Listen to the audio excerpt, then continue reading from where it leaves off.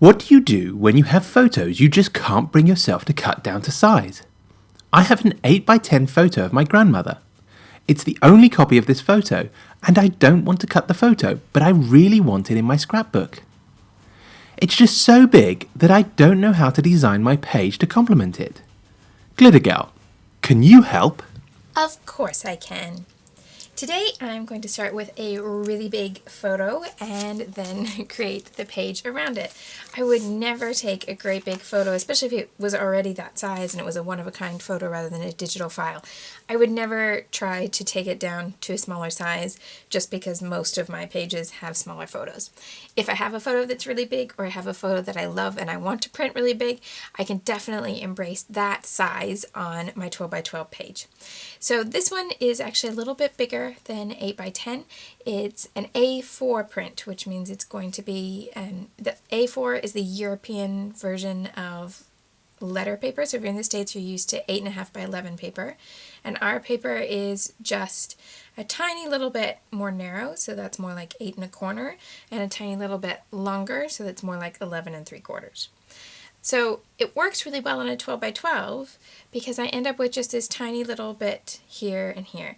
Now I printed this photo with a white border, and I'm going to leave it there because it's something I've done for consistency throughout this album. I've taken one portrait, I had one portrait for the same day each month, so that there's a 1-month portrait, 2-month portrait, and so on. Right, so this is 10 months. And I printed them all at this great big size so that they actually go into an album that's otherwise Project Life page protector, the design A, so the one that you're most used to seeing that has the 4x6 top and bottom and then the 3x4s across the middle. But then for each month, there's one of these great big photos that kind of breaks up all of those small pockets and gives you this little bit of breathing room, and made me happy to have some bigger photos because what I found with wanting to include lots of journaling in my Project Lifestyle album was that all the photos are really small. There's nothing bigger than 4x6, obviously. So I liked to be able to incorporate some big photos too. But obviously you could do this same sort of thing with an 8x10 or with an existing print that's not, you're not choosing the size.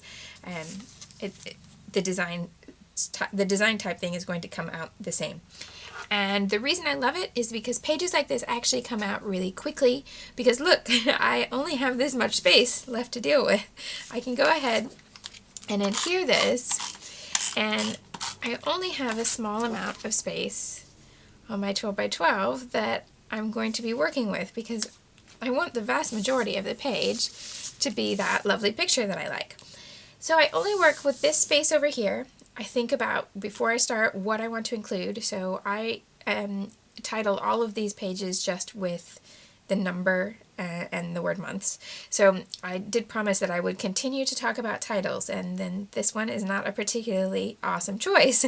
But keep in mind that consistent titles are no problem. So I have a 1-month page and a 2-month page and a 3-month page.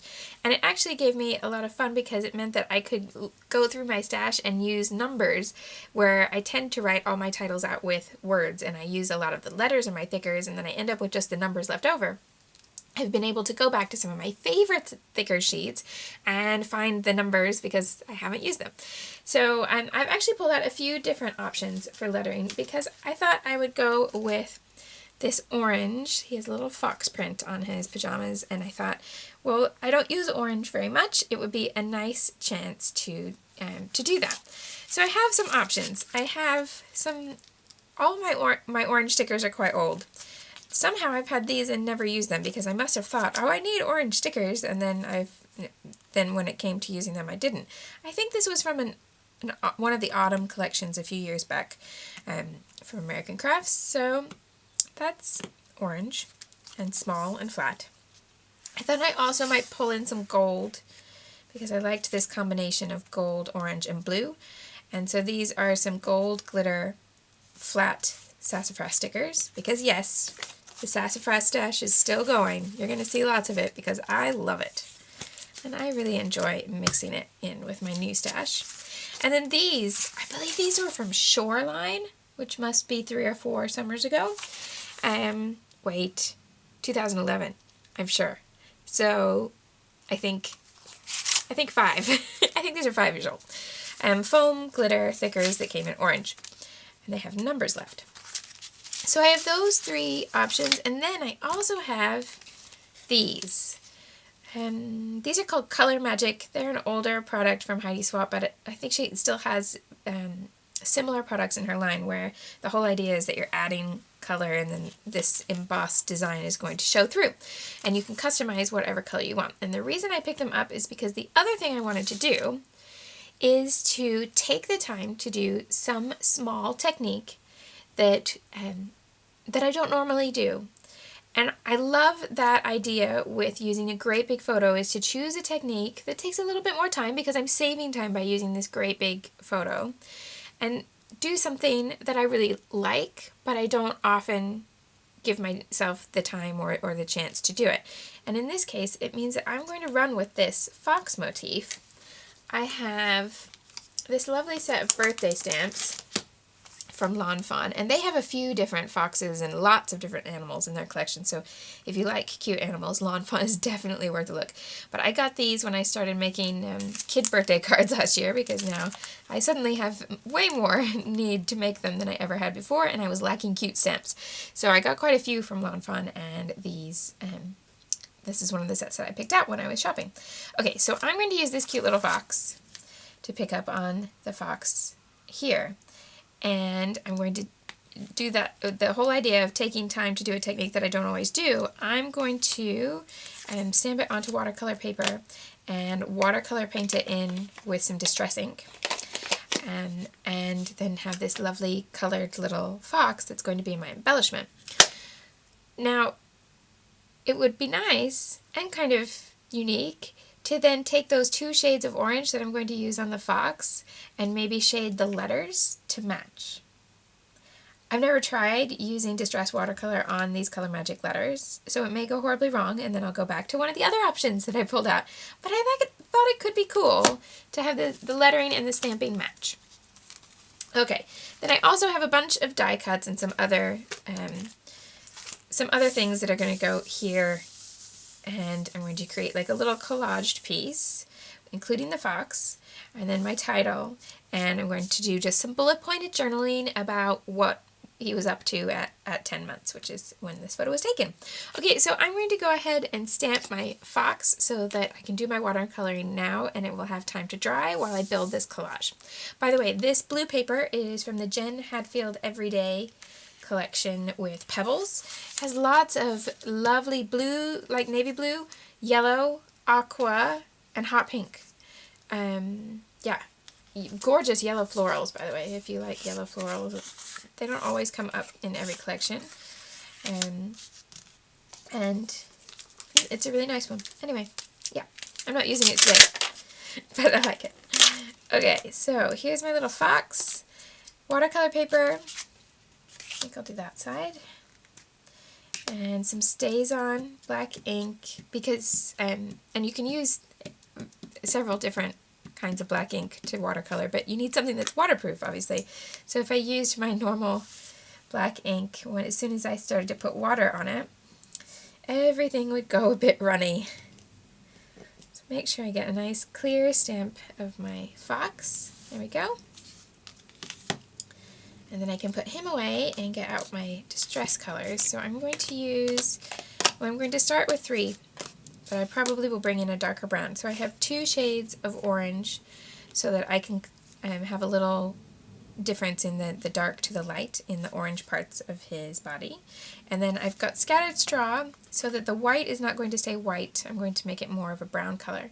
But I might need to bring in some darker brown as well, like walnut stain or vintage photo. Those would both work. Okay, so I have a water brush, and I'm going to put my ink on here so that I can work with it. So that's my lighter orange, and this is my darker orange. I like to keep them in the same order that I'm going to shade. So I want the lighter orange at the bottom and the darker, more saturated orange at the top. So I'm going to do the same thing here. There we go. Okay, and I haven't added any water here yet. There are various ways that you can watercolor with stamped images. Some of them involve painting in the water first and then adding the color, and some of them involve just adding the water as you go. So I'm going to fill in all the parts that should be orange, and then I'll do the more neutral off-white bits later. Okay. And then I want the darker color up here coming down.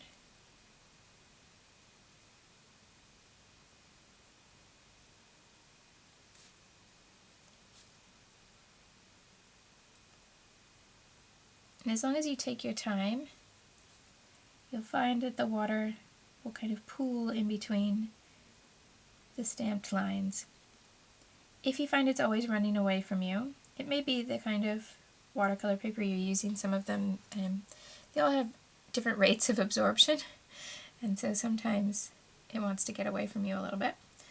And if that's the case, instead of just stamping in black ink, stamp and heat emboss, so that then you have a slight raised surface, and that will keep your watercolor in the lines.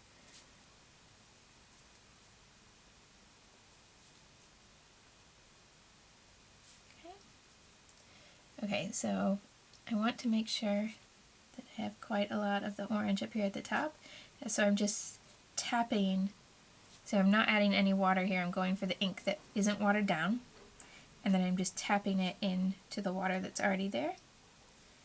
And you can see, hopefully you can see that I'm getting then more saturated orange at the top. Okay, then I want to get away from that really saturated one and come up to his face. And I want the lighter color down here toward his nose.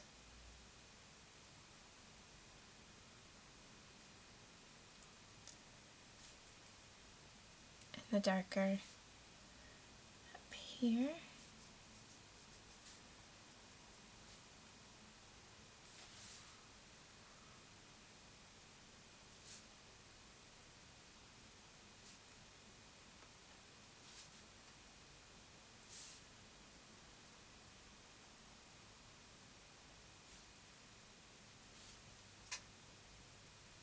These little outlines of his ears. The orange isn't perfect. It's starting to dry and it's gone outside the lines a little bit here and there, but I think I'm okay to go ahead and do just a little bit of scattered straw on the bits that are otherwise white. I want this to be pretty pale, so I want more water than ink. And then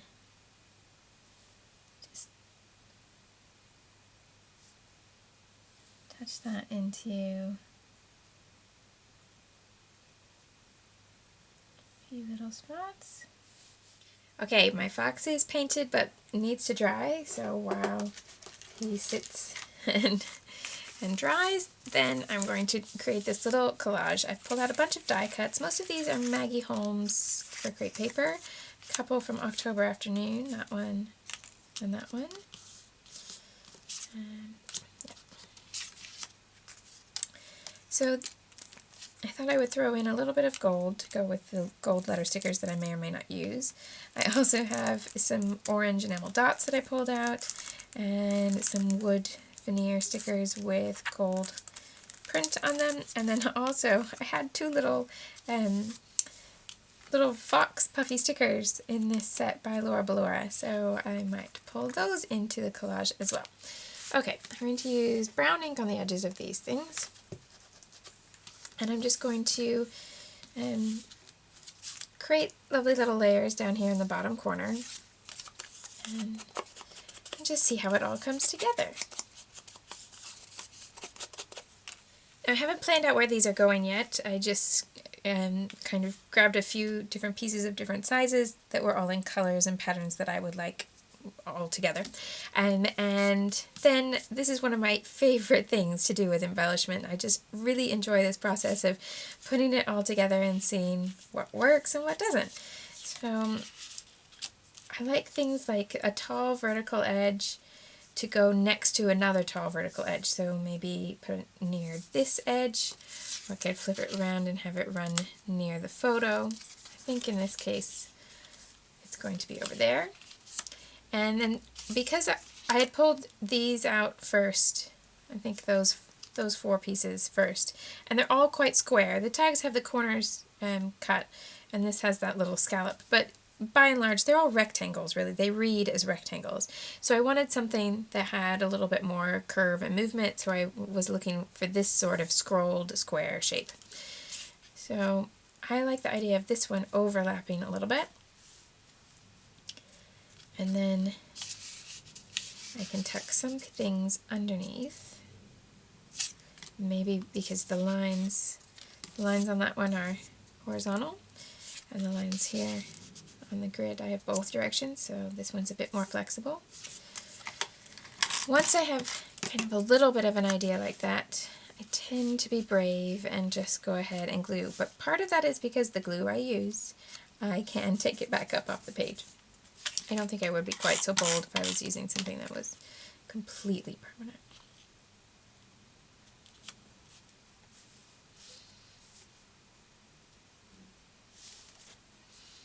I think this one may be up here.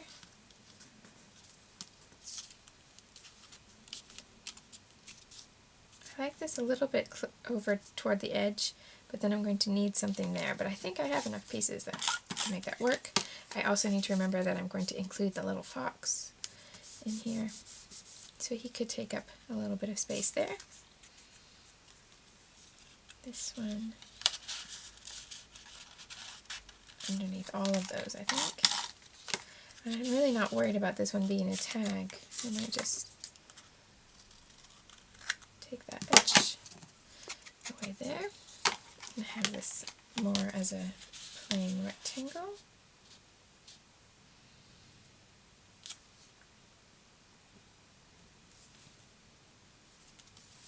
Go.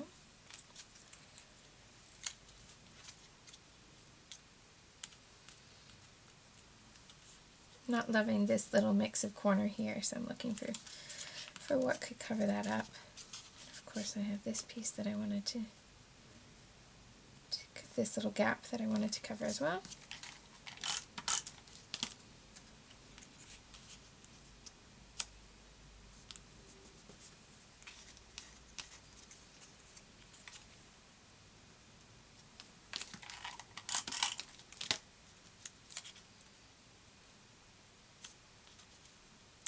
Where I've just set that down, I have this flat line all the way across, and with layers I'd always like to have them offset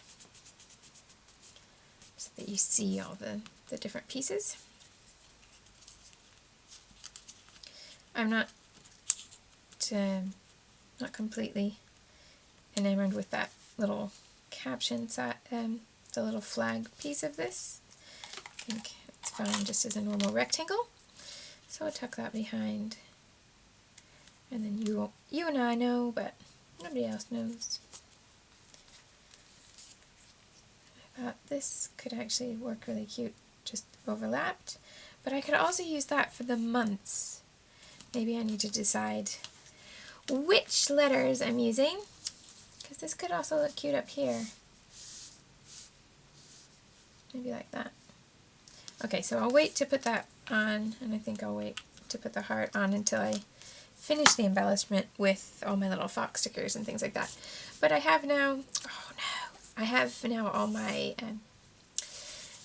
my little base of the collage, and I can add lots of fun little pieces on top, but I have enough now that I could do my letter stickers.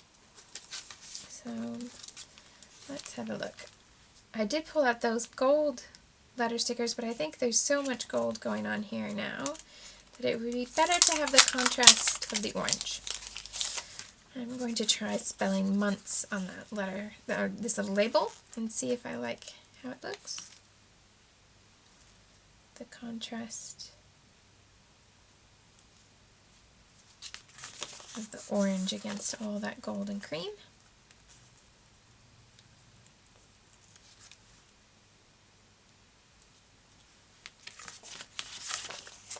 I did a tiny little bit of juggling and left aligned this text with the label rather than right align, which is where I started, where I spelled it from the S backward. I then ended up picking it up and moving it that way.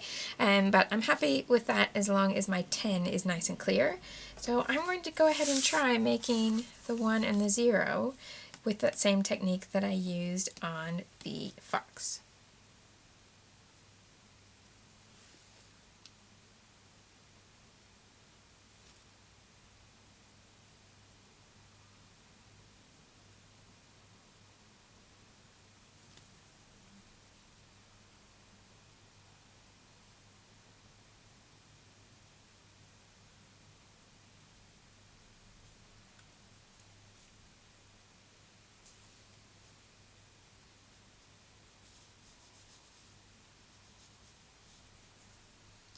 Okay, so paint seems to be working okay, but because it's not watercolor paper, the colors don't wick in the same way, so I'm not sure that I'll be able to get that same gradient effect, but I'm going to try. So I'm adding the more saturated color to the top end of the stickers. You can see how the little embossed parts of the pattern are going to show through. Okay, and then I'm worried that because it's not watercolor paper, the oversaturation could be a problem and the chipboard could balloon up. So I'm just going to take out a little bit of the moisture with a paper towel. And of course I could do what we know works, which is to just use the ink direct to the stickers. But I wanted to see if I could match with the stamping. So that's the only reason I'm trying this. Otherwise I would just use an ink applicator and put the distress ink directly on these stickers, which we know works, and I've done that plenty of times in the past. Not with this sheet, obviously, but with this product. Waited a little bit for these numbers to be completely dry, and I'm really happy with the color as it came out, so I'm going to go ahead and stick those on my page.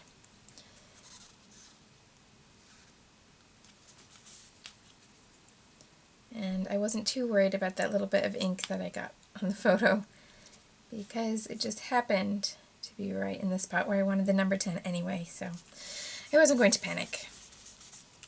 Okay. Now, I have my little fox. He is dried and I've cut him out, and I will not say that he is perfect. There are a few different places here where the orange has bled through, and if I had taken more time, I'm sure I could have done a little bit of better job, but I will let you in on a secret. Sometimes I'm really okay with little bits and pieces like that because it's obvious then that it's been handmade and not store-bought.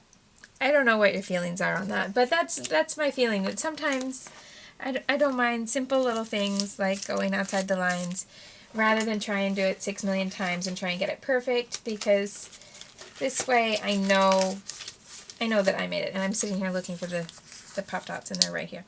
Okay, so I think he can go in this little spot so I lose that little bit of this little valley of the blue here. And then I can build the rest around here.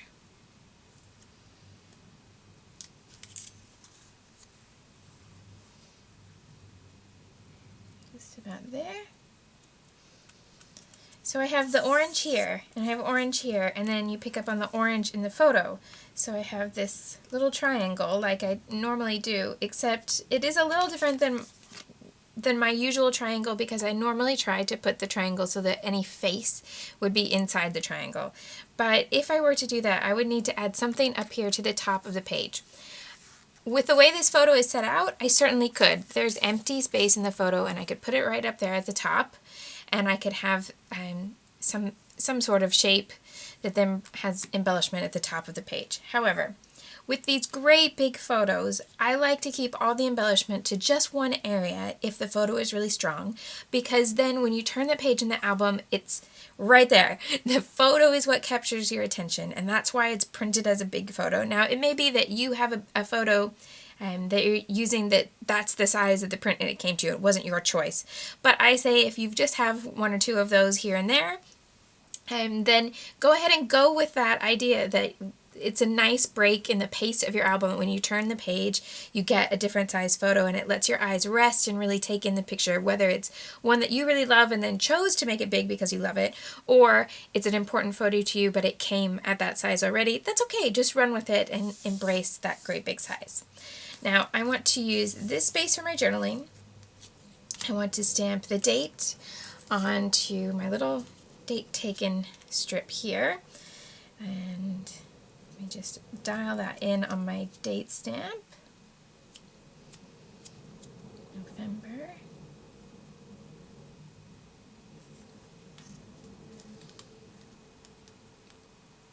That's not the right date at all. For some reason in my head, every time I see this picture, I think it's November. I think because I think the foxes are autumn. But it's 10 months, which would mean February of the next year, not November. Okay. 15th of February. And I think the brown ink is fine for that.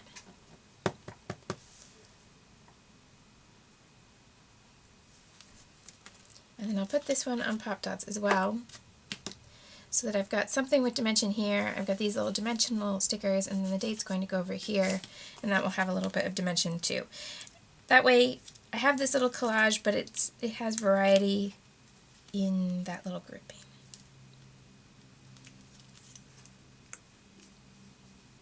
Maybe there. I like how it fits in between those pink lines. When I'm doing little collages of embellishments, I always feel like it's a little puzzle game to try and fit the pieces within all these different things. Okay, so I'm going to go ahead and stop now with the embellishment and add my journaling, and then I can add in small embellishments like enamel dots and sequins and things like that in any spaces, but I want to do the journaling first so that I don't run out of room.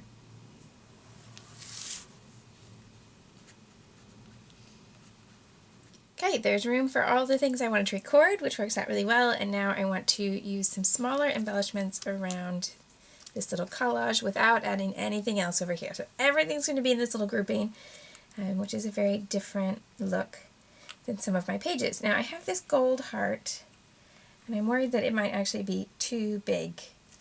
So I think I'll put it aside for the moment and look at some other things. Now I originally pulled out these orange enamel dots, not pop dots, enamel dots, but I think the color orange, it's too cool compared to the warmness of these, so I went back and looked for some more options. I like this kind of peachy orange in these Amy Tangerine heart enamel stickers better, and there's a navy too, so that's really useful. And I have some Doodlebug rhinestones that have various shades, but that orange or this orange might work really well. So I have those. I really like this green, and I've never used it. I need to remember. I have these little wood with the gold pieces from Lizzie, and there's 3 of those. Oh no, there's 4 with gold, so I've got some options there. And I had these little fox faces, but I think the illustration style of the 2 foxes is too different. So I'm going to keep these, but I am going to make a mental note that if I have anything else with him wearing this or other fox-themed clothing, I think he has one other item of clothing that has foxes on it. So maybe there will be other times when that appears in my scrapbook and I'll have these fox stickers ready to go because they are super cute. And although I don't do a lot of matching cutesy items to cutesy things in the photo, I think every once in a while it's cute, and clothes motif is one of those times for me. Okay, so let's see what we can do. Let's start with the bigger ones, like this gold heart here.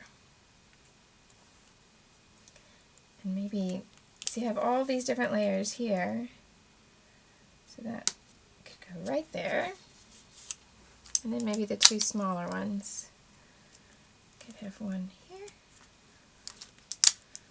and one, quite like one down there, but maybe it needs to go behind the little fox. Maybe there.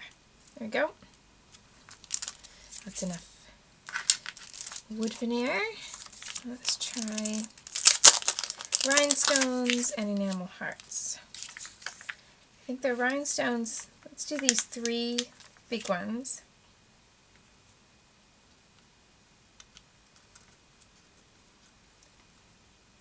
Right over. I want to get this centered into that circle so that there's the little frame around the edge. One there. And I'm still using the whole concept of little triangles. So move one over here and then move back over this way. And maybe one here with the title.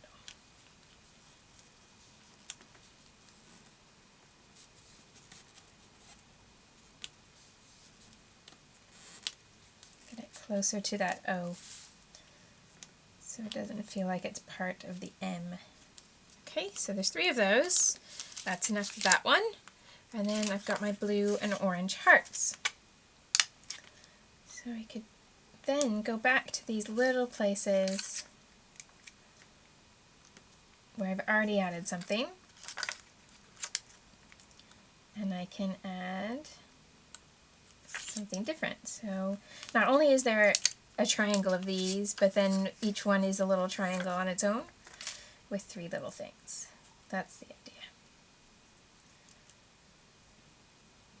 I think this one needs to come over just a little bit to make that a triangle that isn't just the 2 hearts in a line.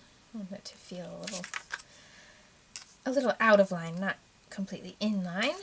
And then let's repeat that at the top, but I'll need to use the blue as the big heart up here,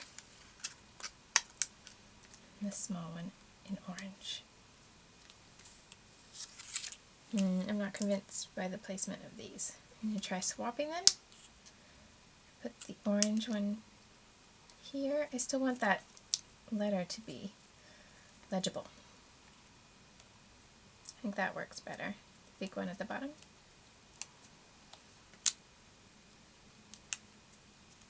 Okay. So this part is lots and lots of pieces, but that's the only thing that's on the page. It has enough room to have some journaling, and if I wanted to have more journaling, I would use a ledger paper here or some sort of paper where I could use all this space for my writing. But in this particular instance, I just wanted little bullet points because I know that when I'm creating this page, I know what album it's going to go into, and that really helps me with the journaling. So I know that this is going into a Project Life album that has his first year week by week, so it has an enormous amount of detail about all sorts of random everyday things. And I just like the idea that once every month there's this sort of wrap up that gives the highlights that are kind of it's like pulling back with the lens and looking at the wider angle of it, rather than the Project Life pockets are kind of a close-up on all the small little details of the day. And this is backing up and seeing a wider picture. So I would suggest that if you have a great big picture that's troubling you, just embrace that great big size. Of course, if it's really problematic, you can scan it in and print it at a smaller size. Of course you can.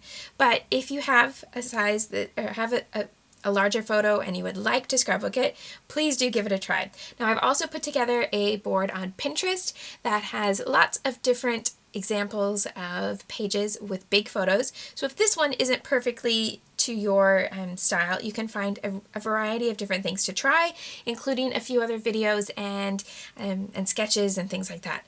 I hope that that's useful, and I would love to see what you create from this. Thanks so much for watching. I'll see you soon.